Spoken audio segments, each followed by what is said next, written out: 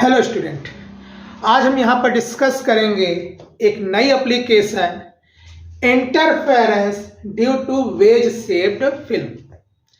जैसा कि हमने लास्ट वीडियो में जो आपकी प्लेलिस्ट में जाकर आप देख सकते हैं ड्यू टू थिन फिल्म, तो वहाँ पर हमने डिस्कस किया था कि interference due to thin film के कारण कैसे हमने वहाँ पर इंटरफेरेंस मतलब कंस्ट्रक्टिव और डिस्ट्रक्टिव इंटरफेरेंस की बात की थी। अब उस क्वेश्चन और इस क्वेश्चन में अंतर क्या है कि वहां पर जो हमने थिन फिल्म ली थी वो यूनिफॉर्म थिकनेस की थी, पूरी फिल्म की थिकनेस आपस में बराबर है। पर यहां पर हमारा क्या कह रहा है, वेज शेप्ड। वेज मतलब होता है नुकीला, मतलब कि एक ऐसा सरफेस इसमें एक तरफ तुम्हारा थिकनेस कम हो, दूसरी तरफ थिकनेस ज्यादा हो, नॉन यूनिफॉर्म थिकनेस है। इसे हम इंक्लाइंड प्लेन जैसा जैसा सरफेस होता है मैकेनिक्स में वैसा ही हमने सरफेस बनाया हुआ है। और यहां पर हम देखेंगे कि कंडीशंस कैसे, आपका मालूम है कि कहीं ऐसा कोई लेयर हो जिस सरफेस में एक तरफ थोड़ा सा तिरछा हो, एक तरफ लेयर थोड़ी सी मोटी हो, एक तरफ पतली हो, तो उस हिसाब से शेप बन जाता है वहां पर वेज शेप का।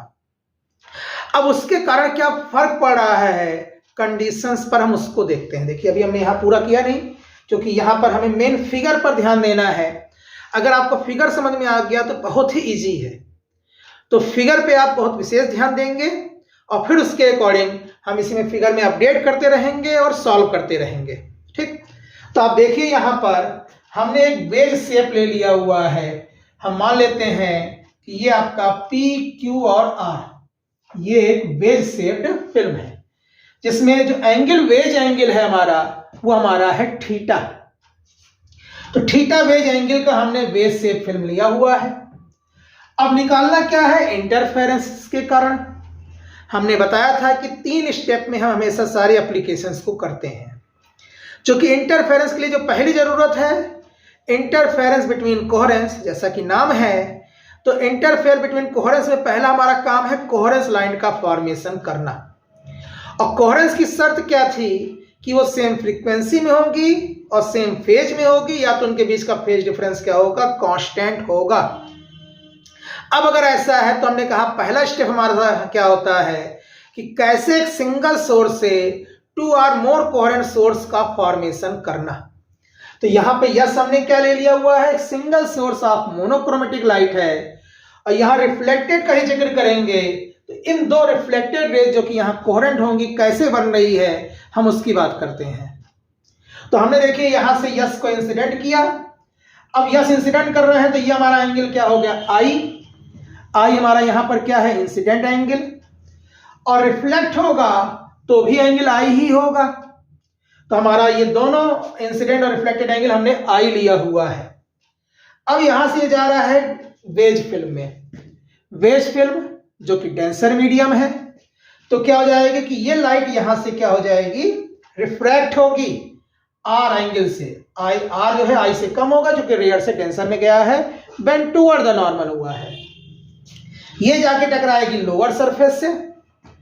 अब लोअर सरफेस से टकराएगी तो यहां भी पार्शियल ट्रांसमिशन और पार्शियल रिफ्लेक्शन होगा, क्योंकि इसमें हम डिस्कस केवल रिफ्लेक्टेड कर रहे हैं, तो ट्रांसमिटेड नहीं, हम केवल रिफ्लेक्टेड का फिगर बनाए हुए हैं। तो यहां से जाके ये रिफ्लेक्ट हो रही है, पॉइंट सी तक गया और फिर से उस मीडियम में आ जाएगा। तो हमारा सीधा सीधा यहां पर 2 रिफ्लेक्टेड रेज दिख रही हैं, एक तो ये एडी और जो ये सी से जा रही है 2 रिफ्लेक्टेड रेज, जो कि दोनों एक ही सोर्स से है, तो फ्रीक्वेंसी सेम होगी। और इसके बीच का पार्ट डिफरेंस निकालेंगे जो कि एक कांस्टेंट वैल्यू आएगी, तो हम देखेंगे कि कंडीशन भी कोहेरेंट की प्रूफ कर रहा है। तो पहला शर्त कि यहां सिंगल सोर्स से 2 कोहेरेंट सोर्स का फॉर्मेशन, वो तो हमारा हो गया। दूसरा कहता है कि अगर तुम्हें दिखाना है कंस्ट्रक्टिव और डिस्ट्रक्टिव इंटरफेरेंस, तो दूसरा स्टेप है तुम्हारा पाथ डिफरेंस कैलकुलेट करना। तो पाथ डिफरेंस को अगर हम देखें यहां पर, तो हम देख रहे हैं यस से ए तक तो कोई डिवीजन हुआ नहीं, कोई रिफ्लेक्टेड रे थी नहीं। अब यहां से पहली लाइट चली गई ए से डी तक, दूसरा ए से बी लोअर सरफेस से टकराया, बी से सी वापस आया और फिर यहां से क्रिएट हुआ। फिर वही Huygens theory of plane wave front, यहां से सी से डी हमने एक परपेंडिकुलर ड्रा कर दिया, जो कि इसके बाद जो है वो सेम पाथ चलेगा। मतलब जो भी डिफरेंस आएगा वो इस सी डी और इस ए के बीच में है। तो हम देख रहे हैं कि जो पहली रे है वो ए से डी तक चल रहा है, दूसरा जो है वो ए से बी और बी से सी तक गया है। तो पाथ डिफरेंस हमने क्या ले लिया हुआ है, path A B C in film minus A B C in film minus A D in air. और जैसा कि फर्माइट प्रिंसिपल का जिक्र हमने, जो कि हमने जैसा कि बार बार क्यों कह रहा है, जो कि लास्ट हमने थिन फिल्म का केस किया हुआ है, वो वीडियो आप देख सकते हैं प्लेलिस्ट में जाकर, सेम कॉन्सेप्ट वहां भी यूज किया हुआ है। तो वहां पर भी हमने फर्माइट प्रिंसिपल का जिक्र किया था कि जब भी कोई लाइट किसी मीडियम में ट्रेवल करती है तो उतना गुना उसका रिफ्रैक्टिव इंडेक्स अगर म्यू है तो म्यू गुना हो जाता है। तो वही हमारा म्यू टाइम्स हो गया A B plus B C और माइनस ए डी। अब हमें निकालना ए बी और बी सी और ए डी की वैल्यू है, कारण निकालने की जरूरत नहीं है, ये आपस में ही तुम्हारे क्या हो जाएंगे, कैंसिल हो जाएंगे और केवल एक वैल्यू निकालनी होगी। तो इसके लिए देखिए हमने यहां पर क्या कर दिया है, A B plus B E, तो तुमको ई तो दिख ही नहीं रहा है, ठीक है। तो कैसे कर दिया, तो यहां पर हम देखते हैं, तो यहां से हमने कहा कि करते क्या है कि सी से हम यहां पर एक परपेंडिकुलर ड्रा करते हैं और इस बिंदु को मान लेते हैं ई। अब हमारा ए बी क्या हो जाएगा, ए बी हो जाएगा हमारा ए ई प्लस बी ई, या कह सकते हो ई बी, बात एक ही है, plus B C minus E D.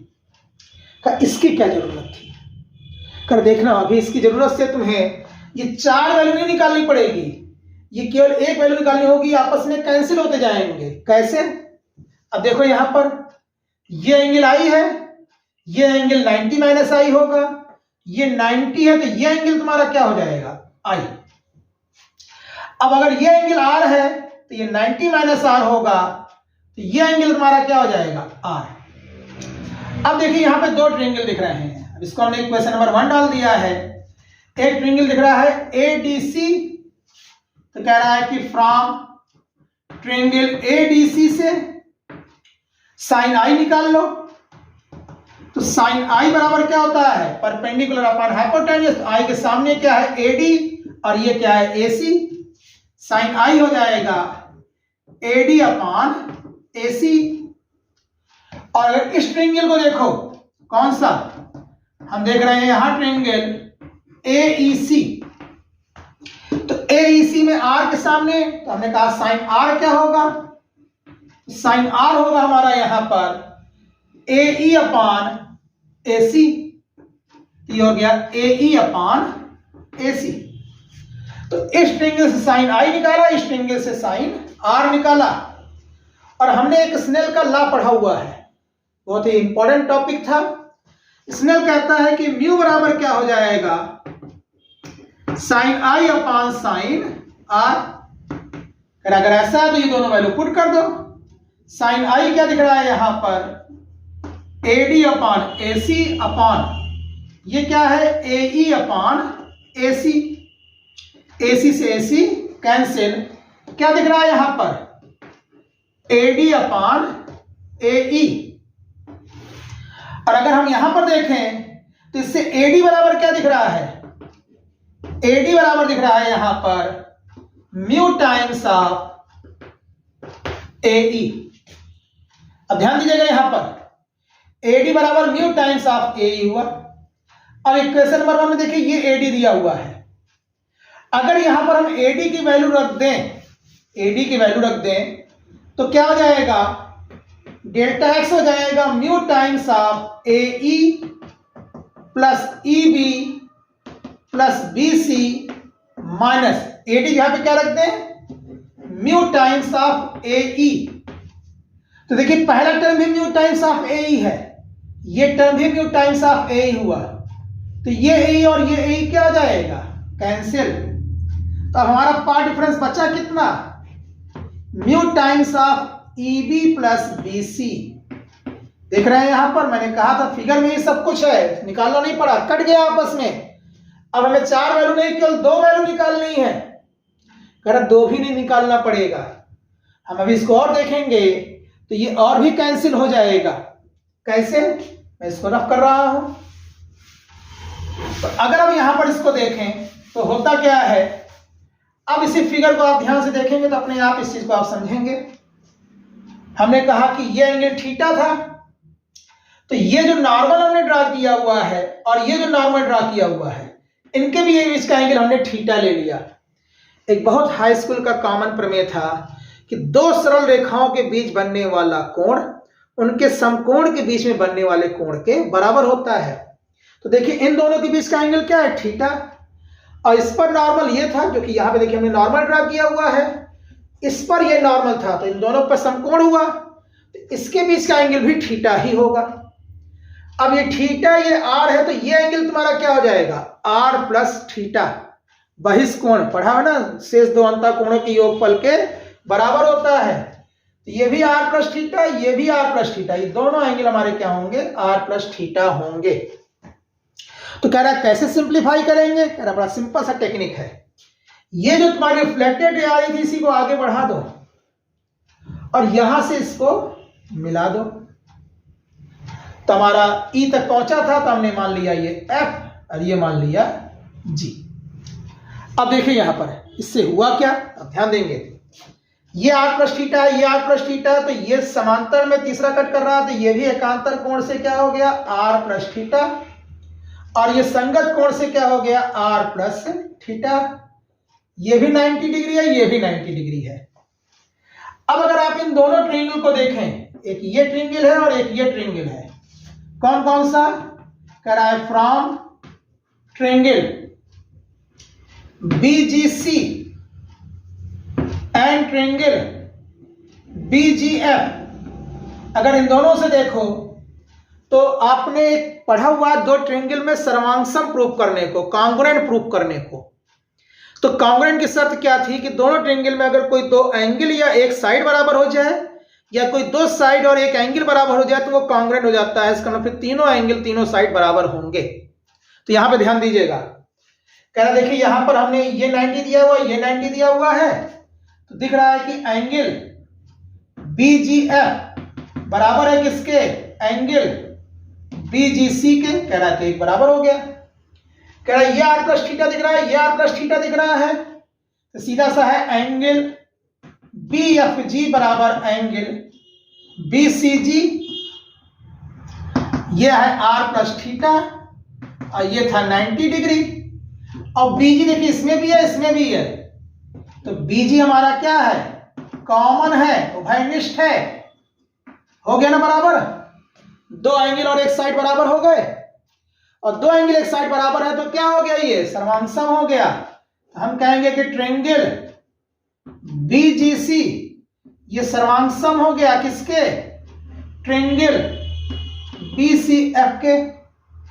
और अगर ऐसा हुआ तो तीनों साइड और तीनों एंगल बराबर होंगे।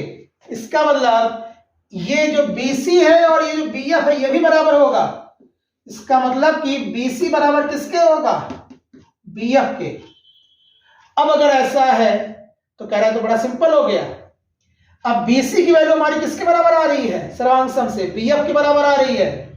तो अगर इक्वेशन नंबर 2 में उठाकर पुट कर दें तो ये क्या हो जाएगा, EB प्लस BF, और EB प्लस BF हो गया। तो अब यहां पर क्या हो जाएगा, अब इसको सॉल्व करके देखें अगर आप, तो ये हो जाएगा EB प्लस BF बराबर EF। कह रहा डेल्टा एक्स बराबर क्या हो गया, म्यू टाइम्स ऑफ EF। ठीक, अब म्यू टाइम्स ऑफ EF हो गया यहां पर। अब देखो कहां 4 निकालना था, वहां पर एक वैल्यू निकालनी है, कौन सी, EF।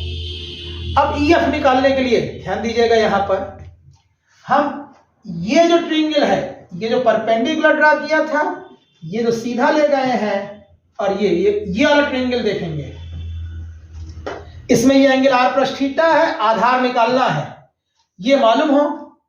कह रहा था यहां पर देखिए थिकनेस हमने मानी नहीं, क्योंकि यहां 0 थी और एक तरफ बढ़ते जा रही थी। लेकिन मान लिया कि इस पॉइंट G पर थिकनेस हमारी क्या है, T, मतलब जो हमारी रिफ्लेक्टेड रे है वो थिकनेस कितने पर है, T पर है। क्योंकि ये दोनों सर्वांगसम हैं तो ये भी हमारा क्या होगा, T होगा। अब T हो गया तो इस समकोण त्रिभुज में देखिए CEF, अगर हम कहें कि फ्रॉम ट्रायंगल CEF से EF क्या हो जाएगा? तो हमने कहा आधार बराबर क्या हो जाएगा? तो हमें मालूम है आधार बटे कण बराबर कॉस होता है। तो यहां पर हो जाएगा वो पूरा है CF cos R plus theta, और ये कितना है 2t, तो ये हो जाएगा 2t cos R plus theta. EF की वैल्यू आ गई। अब वैल्यू यहां पुट कर देंगे तो हमारा पाथ डिफरेंस कितना हो जाएगा? डेल्टा x इक्वल टू हो जाएगा 2 mu T cos R plus theta. तो हमारा यहां पर पाथ डिफरेंस आ गया इन दोनों के बीच में 2 mu T cos R plus theta. But फिर बट आया, पिछले वीडियो में भी बट आया था। मैंने कहा था बट इसलिए लगा रहे हैं क्योंकि है रिफ्लेक्टेड का केस, और हमने वहां भी डिस्कस किया था, यहां भी हम चर्चा कर रहे हैं कि अगर कोई लाइट किसी डेंसर सरफेस से टकराकर उसी मीडियम में आ जाएगी तो वो सरफेस वहां पर एक अतिरिक्त पाई का फेज डिफरेंस या λ/2 का पाथ डिफरेंस क्रिएट कर देते। जैसे मिरर के सामने आप खड़े हो, तो मिरर के सामने अगर खड़े हैं तो मिरर की जो इमेज है वो आपकी ही ओर करके मुंह खड़ी हुई है, मतलब अगर आप 180 टर्न कर जाए तो वही आपकी इमेज की पोजीशन है। इसका मतलब कि हमारे से जो लाइट गई वो इंसिडेंट थी, जो हमें दिखाई दे रही है इमेज वो रिफ्लेक्टेड है। तो दोनों के बीच में कितने का है? 180 का फेज डिफरेंस, मतलब λ/2 का पाथ डिफरेंस होगा। तो कह रहा है ये जो तुमने निकाला हुआ है ये तो इन दोनों के बीच में है, पर इंसिडेंट के रिस्पेक्ट में जब निकालोगे तो हमारा क्या हो जाएगा? इफेक्टिव पाथ डिफरेंस होगा प्लस λ/2। तो ये हमारा पाथ डिफरेंस आ गया किसके बीच में? रिफ्लेक्टेड के बीच में। ये हमारा हो गया सेकंड स्टेप हर टॉपिक का। पहला स्टेप कि कैसे सिंगल सोर्स से दो या दो से अधिक कोहेरेंट सोर्स का फॉर्मेशन करना। दूसरा स्टेप जो कोहेरेंट सोर्स बन गया उनके बीच का पाथ डिफरेंस निकालना या फेज डिफरेंस निकालना। क्यों निकालना? क्योंकि कंस्ट्रक्टिव और डिस्ट्रक्टिव को पता करने का हमारे पास दो ही तरीका है, या तो फेज डिफरेंस मालूम हो तो हम उसकी कंडीशन पुट कर देंगे, या तो पाथ डिफरेंस मालूम हो हम उसकी कंडीशन पुट कर देंगे। तो हमने यहां पाथ डिफरेंस निकाल लिया तो कंडीशन पुट कर देते हैं। क्या पढ़ा हुआ है हमने प्रिंसिपल ऑफ इंटरफेरेंस से? हमने प्रिंसिपल ऑफ इंटरफेरेंस से पढ़ा हुआ है कि जब पाथ डिफरेंस डेल्टा एक्स क्या हो? n लैम्डा हो, इंटीग्रल मल्टीपल ऑफ वेवलेंथ, तो हमें कंस्ट्रक्टिव मिलता है, मैक्सिमा मिलता है। तो कह रहा पुट करो वैल्यू, तो हो गया 2 mu T cos R plus theta बराबर मतलब plus λ/2 equal to n lambda. Transfer करोगे क्या हो जाएगा? 2 mu T cos R plus theta बराबर 2n माइनस 1 λ/2। ये हमारा आ गया किसकी कंडीशन? मैक्सिमा की। देख रहे हैं फिर रिफ्लेक्टेड में अब इनवर्स कंडीशन आई है। जो प्रिंसिपल में मिनिमम कंडीशंस थी वो यहां पर किसकी है? मैक्सिमा की कंडीशन है। अच्छा, इसी तरीके से अगर हम डिस्ट्रक्टिव की कंडीशन पुट करें तो डिस्ट्रक्टिव की कंडीशन हमने पढ़ी हुई थी कि पाथ डिफरेंस क्या होता है? 2n plus 1 λ/2। यहां पुट करो वैल्यू तो जाएगा 2 mu T cos R plus theta जो है ये बराबर हो जाएगा 2n प्लस 1 λ/2। एक मिनट, इसमें प्लस λ/2 ही था, plus λ/2 equal to 2n plus 1 λ/2। ये उधर ट्रांसफर होगा तो हो जाएगा 2 mu T cos R plus theta बराबर n लैम्डा। ये यहां पर मिनिमा की कंडीशन है। तो देख रहे हैं यहां पर रिफ्लेक्टेड में कंडीशंस आपस में पलट गई। जो मैक्सिमा की कंडीशंस थी वहां पर वो यहां पर मिनिमम कंडीशन हो गई, क्योंकि वहां n लैम्डा मैक्सिमा था पर यहां मिनिमा होगा। जो वहां मिनिमम कंडीशंस थी वो यहां पर क्या हो गई? मैक्सिमा हो गई। और यही हमारा क्या है? शो करता है कि रिफ्लेक्टेड में जस्ट इनवर्स हो जाता है।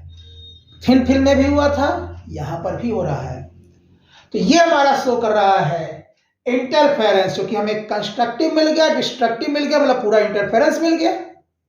और किसके कारण ये निकला हुआ है? वेज से फिल्म के कारण, क्योंकि यहां पे एंगल क्या लिया हुआ है? थीटा ले रखा है। तो ये हमारा हो गया यहां पर interference due to wedge shaped film, जो कि BSc second year 3rd semester physical optics में और बीटेक आपका फर्स्ट ईयर फिजिक्स में ये आपका बहुत ही इंपॉर्टेंट टॉपिक है जो कि हमने यहाँ पर डिस्कस किया। तो ये है आपका interference due to wedge shaped film, इसकी हम यहाँ पर बात कर रहे हैं। ठीक, ऐसे ही और एप्लीकेशंस के साथ हम मिलेंगे आपसे अपने अगले वीडियो में। धन्यवाद।